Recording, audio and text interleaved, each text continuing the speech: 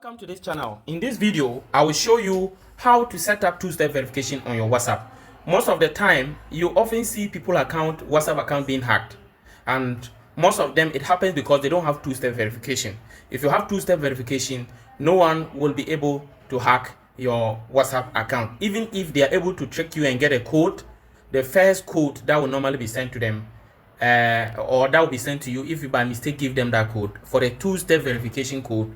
Of course, that one you will not give it to them and it will be difficult for them to hack the account. So when you open your WhatsApp, click on the three dot on the top right hand corner. So whether it is normal WhatsApp or WhatsApp business, when you tap on it, you will see the settings. So you click on the settings and then you will see security notifications change number. So click on the that's the first one is account, where you see security and all that. So you click on the first one, then you will see two-step verification. Then you click on the two-step verification. You will see at the bottom where it will say turn on.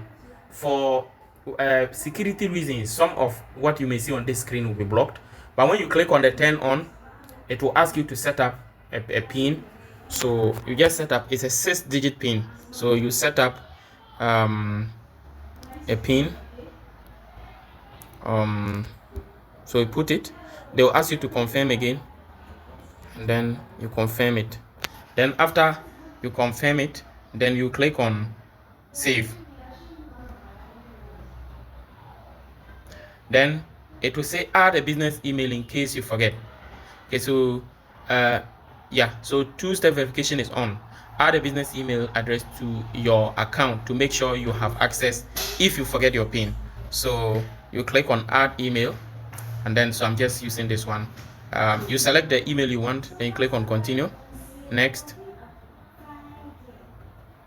So it says verified, your account has been securely verified on this device. So you click on continue, and your security, you are now very protected. Two-step verification is on.